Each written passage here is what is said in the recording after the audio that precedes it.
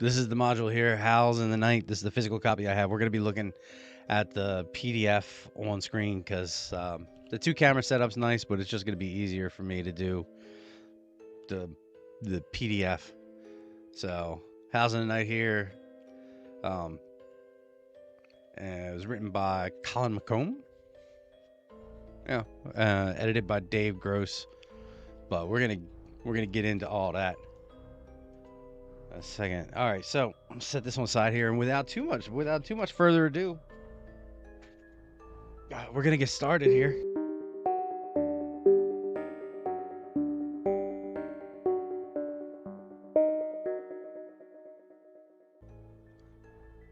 First, we have the table of contents. I don't think there's going to be any need. I don't know if anybody wants me to read the table of contents, but I'll do it.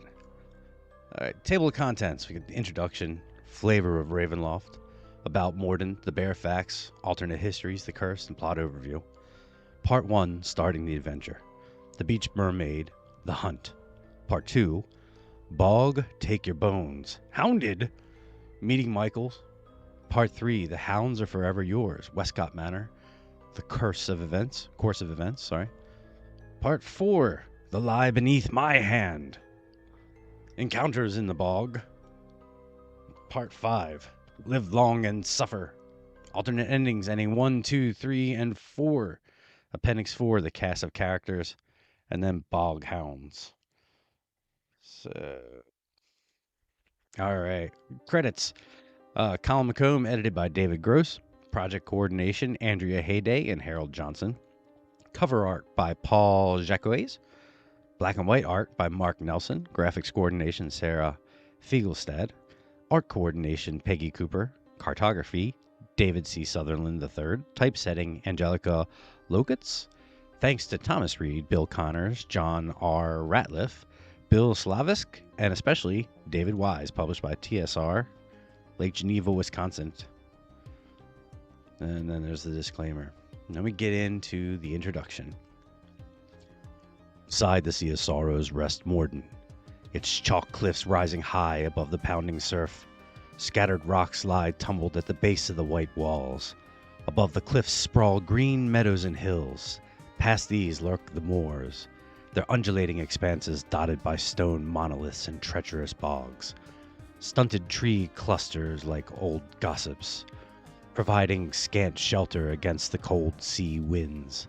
Mists are common, rising up from the ground at the day's end to obscure the moor.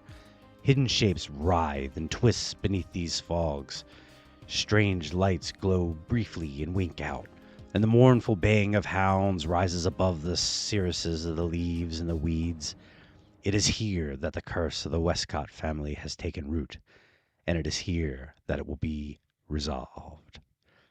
Howls of the Night is designed for 4 to 6 players of 3rd to 5th level. The party should include one or more priests. At least one character should have a magical weapon. However, the character should not be over-equipped with magic, or they may find the obstacles too easy. The adventure should challenge the characters, not allow them to mince every obstacle in their path. On the other hand, the Dungeon Master shouldn't hesitate to adjust the numbers of powers of the monsters encountered if the party is suffering too many grievous defeats. Scarring the players without killing the characters is always the best option. The DM should let the foolish or reckless heroes meet horrible dooms. I love that. The Dungeon Master should read carefully through the entire adventure before beginning play. This enables the DM to be well prepared for any unexpected party actions and to modify portions of the adventure to fit the campaign. It is essential in this adventure because Howls in the Night has been designed to have several different conclusions based on one of 4 adventure histories. Each of the alternate backgrounds provides a different way of looking at the tragedy that occurred on Morden 1 century ago. Burton Westcott is either an evil man or just a lovelorn suitor. Anne Campbell is either an innocent victim or a scheming fiend. The DM should choose one of the 4 histories and stick to it for the course of the adventure. When the heroes approach the climax of the adventure, the DM's chosen history will determine the means by which the curse can be overcome. The panels of this module's cover contain the maps for all the major encounter areas in this adventure. Note Part 2 and Part 4 share one map since these events occur in the same location. Part 2 encounters are keyed with the number 1. Encounters for part 4 are keyed using letters. The flavor of Ravenloft. The importance of fear and horror checks cannot be overstated. The atmosphere of Ravenloft is one of gothic horror. The setting is one of which the heroes must move through the world, discovering more and more horrifying secrets, encountering more and more evil beings. While the heroes ultimately face and have the chance to overcome that evil, they should first be terrified by it. It is essential that the DM create a feeling of terror for the players throughout the adventure. If the players are willing to roleplay their heroes' fears, the DM need not require fear or horror checks.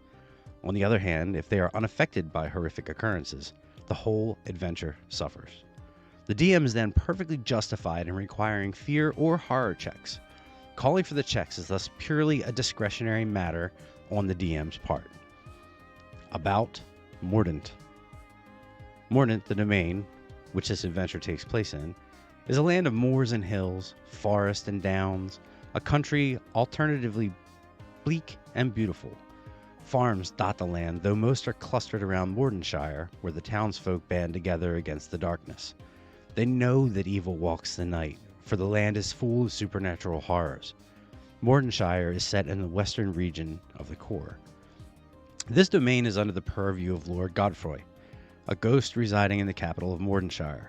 Godfroy takes little interest in the lands beyond Mordenshire, or indeed in those lands beyond the borders of his haunted estate on Griffin Hill.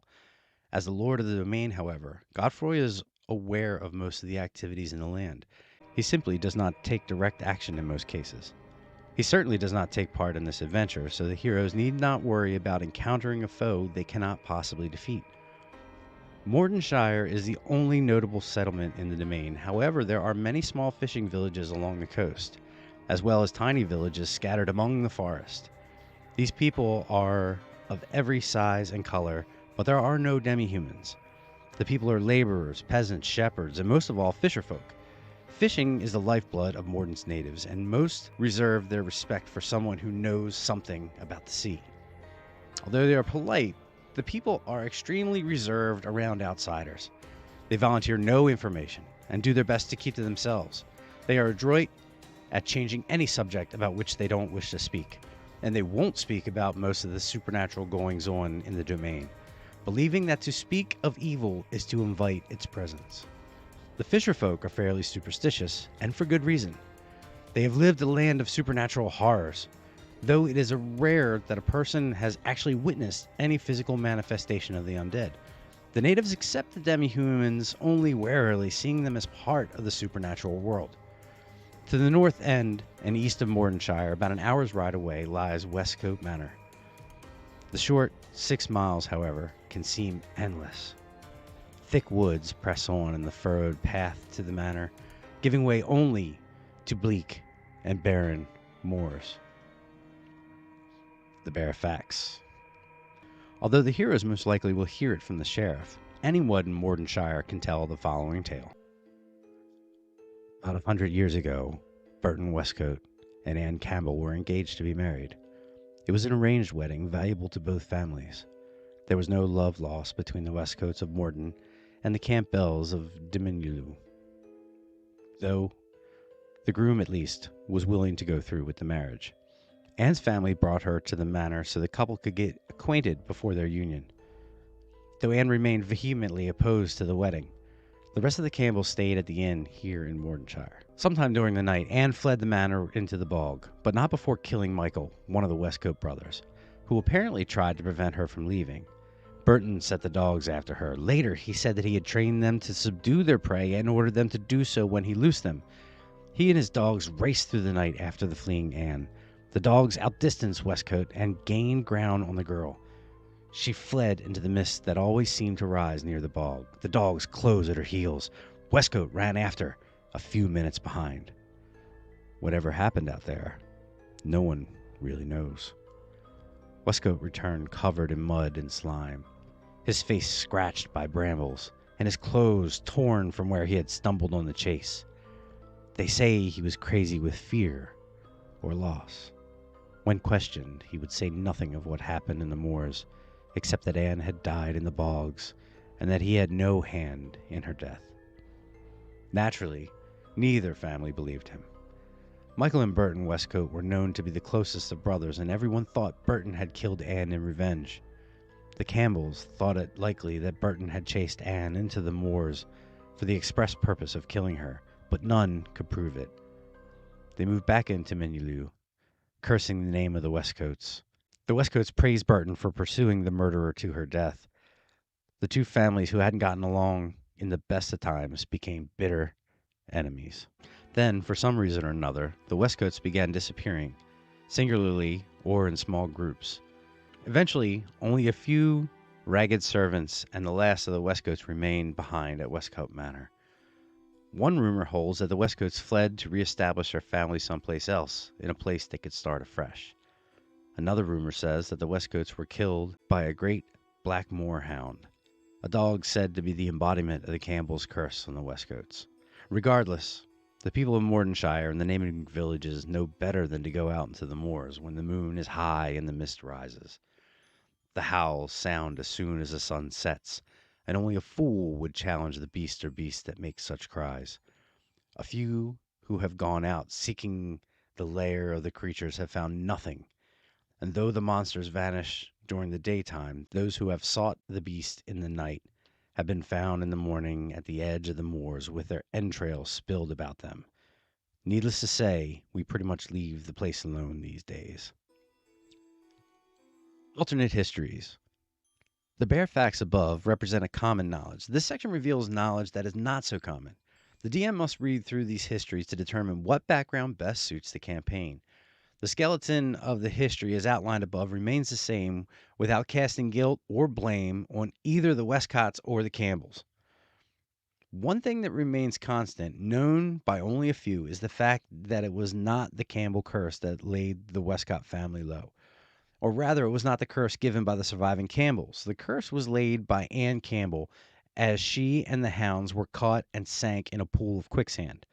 As she descended deeper into the quagmire, Anne cried, "Bog, take your bones and keep them, Burton Westcott! The hounds are forever yours!" And here she forced another dog below the quicksand. "By now they lie beneath my hand." She laughed bitterly in spite of her impending doom. "Long live and suffer, you selfish—" Then she sank below the surface. A few minutes later, bubbles rose to release Anne's final breath, and no more was ever seen of her. And the rest, as they say, was history. Burton's relatives abandoned him, either through their own agency or through their deaths, leaving him to tend to the house on the moor with only a few servants to aid him. Whether the curse or the fear of the curse drove this family away, no one can say. However, no one doubts the efficacy of the curse, real or imagined. Below are the 4 possible histories of Burton Westcote and Anne Campbell. They are each simple variations on the same basic tale, but the changes from one to another determine who will threaten the heroes and who will need their help. History 1, Westcote the Scoundrel. In this history, Burton Westcote is a scoundrel and a rogue, a man of such bad character that Anne Campbell could not bear the thought of marrying him. When she attempted to flee, Burton's brother Michael saw her and chased her through the halls. Cornered in the kitchen, she seized a knife to defend herself. In the midst of the struggle that followed, Burton inadvertently thrust himself upon the blade and died. Anne then fled into the night. Enraged by both her fight and the death of his brother, the wicked Burton Westcote set loose his hounds. They hunted and finally drove Anne into the bog, driving her into the quicksand. Burton stood by and watched her drown, laughing when she pronounced her dying curse. To hide his evil deeds, he scratched himself with thorns, ripped his clothing, and smeared it with mud, and then called home to present his story. History number 2, Anne the Shrew. On the eve of her wedding, the black-hearted Anne Campbell sought to exact some measure of vengeance on the man who had forced this marriage upon her. Since she knew he doted on the dog, she planned to slip out, slit the throats of his favorite hounds, and then head north to Port-à-Lucien in Menulu. As she was selecting the knife for her crime, Michael Westcote cornered her in the kitchen. He saw the knife in her hand and feared she might mean to harm his brother. The two struggled briefly, then Michael staggered away with the knife protruding from his chest. Though the black-hearted Anne was horrified, she had never killed a person before, and she feared her life would be short and miserable if she were caught by the Westcotts.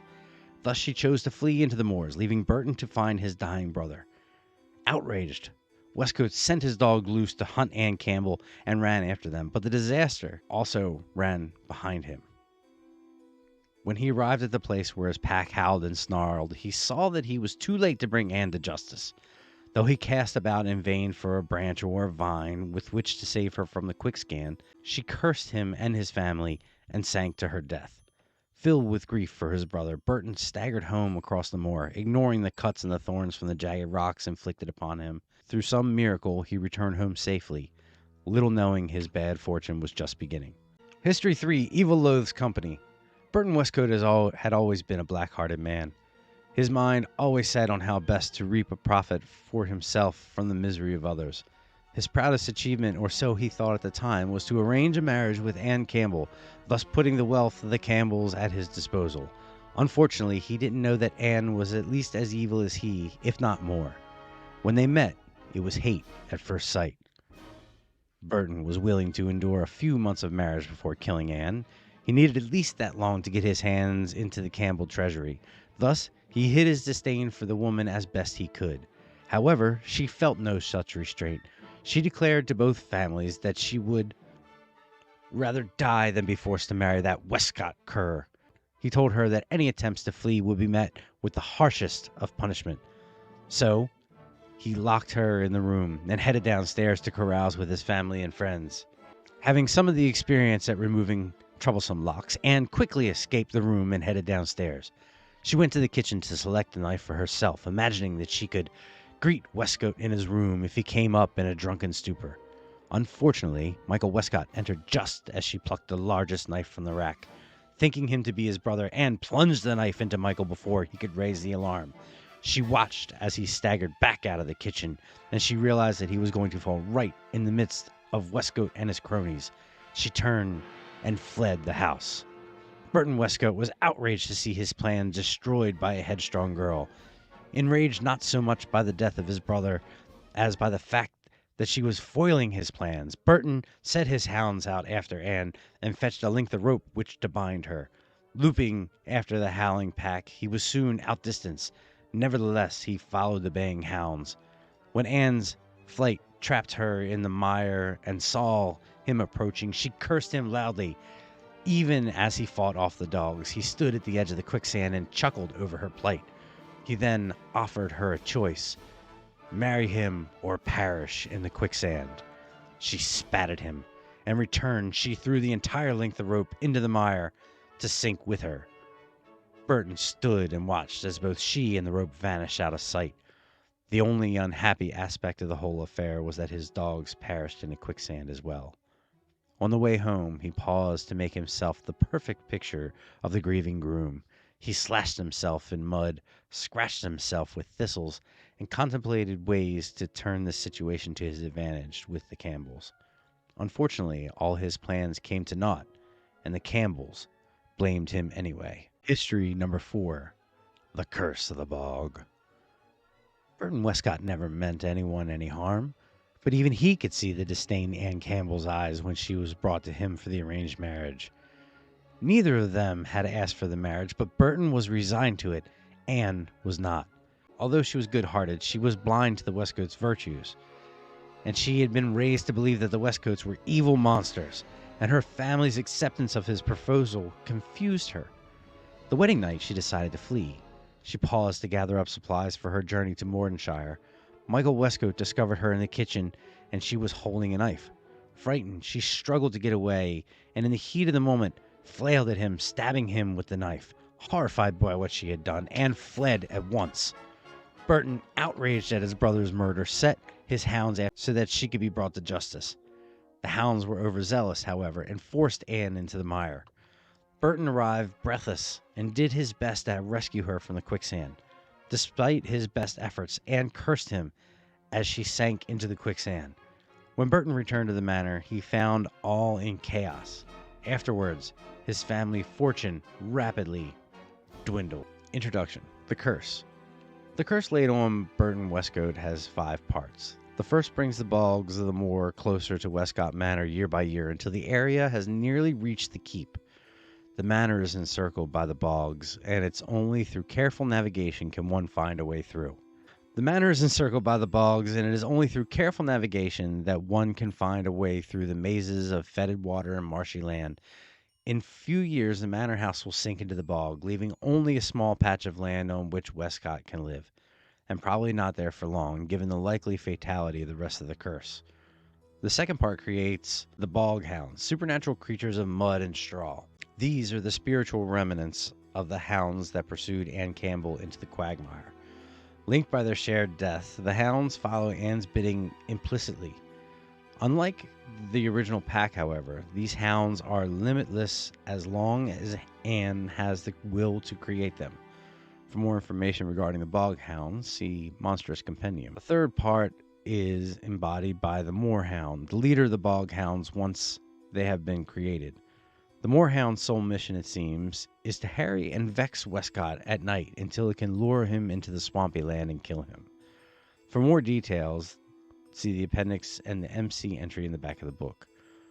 The fourth part has granted a horrid undead existence to Anne Campbell, making her the spirit and mind, the central force behind the evil of the bog. Whatever goodness might have lingered in her spirit has been destroyed by this mockery of a life. Now she seeks revenge on the man she blames for her demise. Her thirst for vengeance and her hatred are so great that she may live on even after all the conditions of the curse are fully fulfilled, playing havoc on unwary travelers. She hates all true life in general and wealthy men in particular, and she will seek to doom them as she has been doomed. The fifth part grants the Westcote immortality at a price. He has lived more than a century, seeming without aging.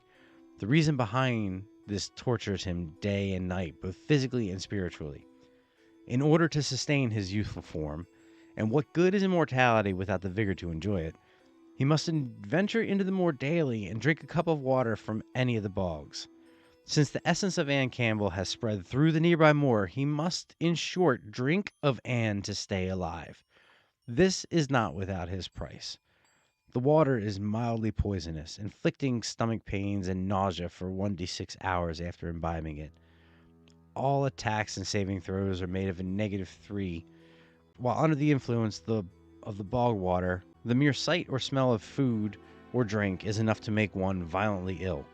Yet Westcote has no choice but to continue consuming it.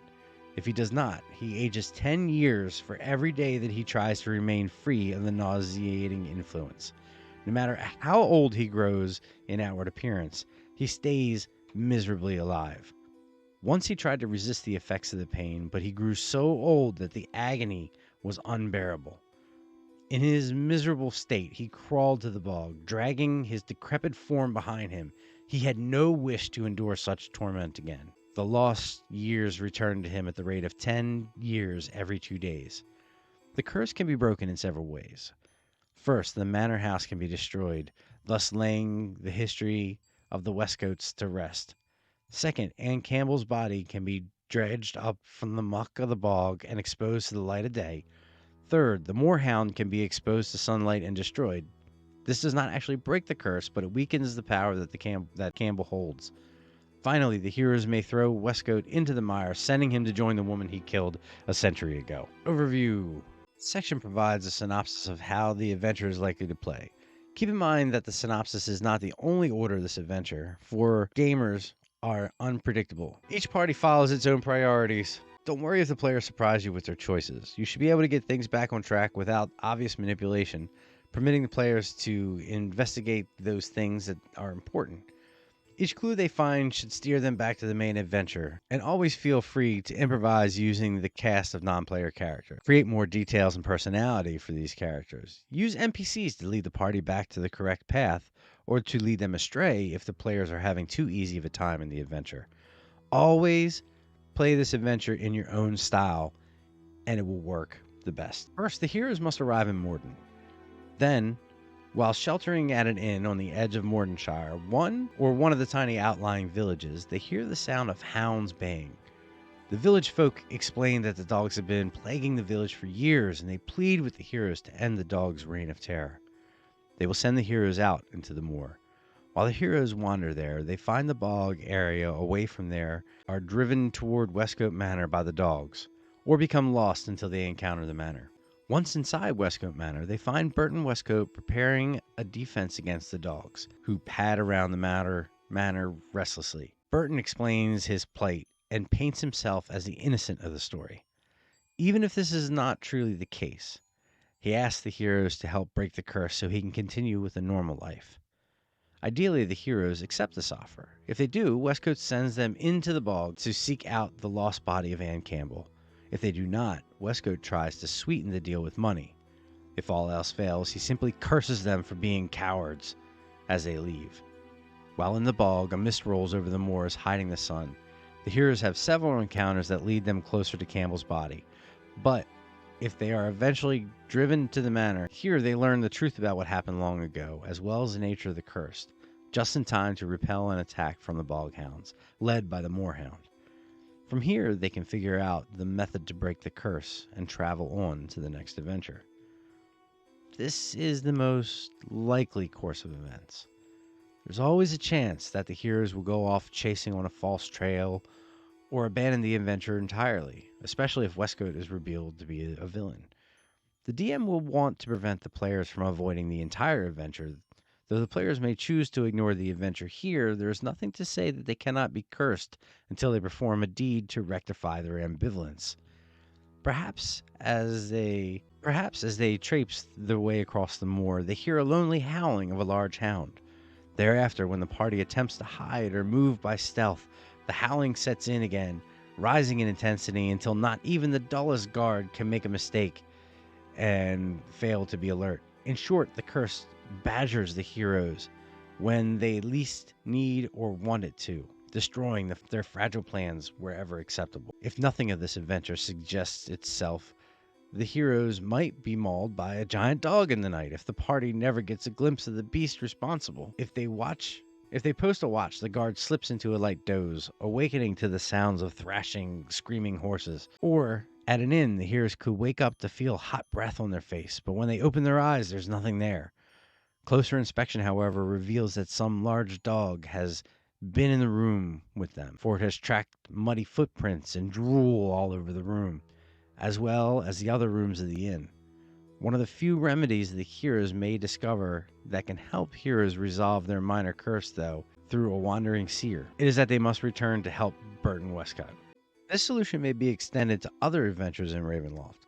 When the characters fail to fulfill some obligation that they have taken upon themselves, or, more likely, if they neglect some duty, they can be marked in some way by that adventure.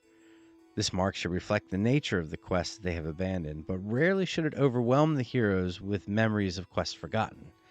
These minor hauntings may take many forms: scars that do not fully heal, incessant headaches made worse whenever the hero views scenes that remind them of the neglected duty, ominous fortunes told by wandering Vistani, reoccurring nightmares which prevent spellcasters from memorizing all their spells, or even a real mark upon the heroes' faces, causing all strangers to view them as outcasts. Any mark should serve as a reminder of inaction more than as punishments. Use them to spur the players into action, but not destroy the heroes. Welcome once again to Ravenloft. Mordenshire's little homes huddle against the chills in the night. The distant surf, mingled with the calls of the hounds, warns even as it beckons. The moon is bright among the clouds, and even now the mist rolls slowly in from the moors.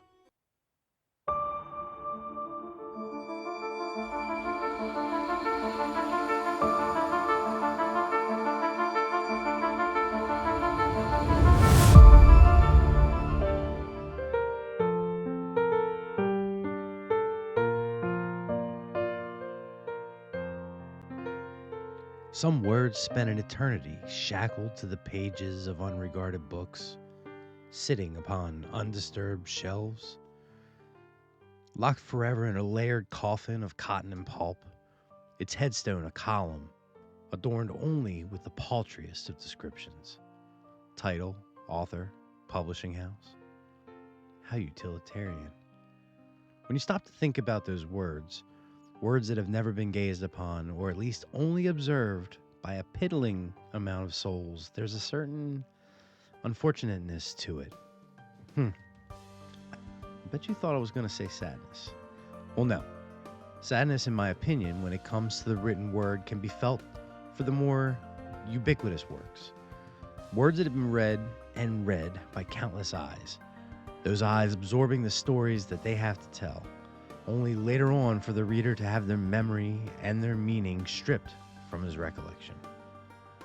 It is for the books we read whose content we can recall as the big picture, but never remembering the brushstrokes used to create that picture. A similar not-so-eloquent thought popped into my head while I was looking through all my old Ravenloft books. I remember them, but I don't recall them. All the stat blocks and characters and little sidebars of useless information on running a game, the town names and the NPCs and their motivations, all soaked up in my brain as a child. All of it blends in the memory to create what I guess would be called my style. Feeling the urge to once again recall the brushstrokes, I pulled out a copy of an off-my-line Ravenloft module. Sundering its cotton and pulp coffin, I read the words that I had not seen in at least a few decades, and to my surprise, there was no recollection. It was as if the texts were all new to me, so I absorbed it as if it were. I caught a sidebar paragraph. As I read down the page, I was taken aback. Surely there was no way that this was always here. After all the Grand Conjunction campaigns, the Grim Harvest, even after Curse of Strahd exploded, I never thought I would see something truly innovative again. But there it was, locked in a layered coffin of cotton and pulp, shackled to this book's unregarded pages. There it sat, a secret Ravenloft adventure.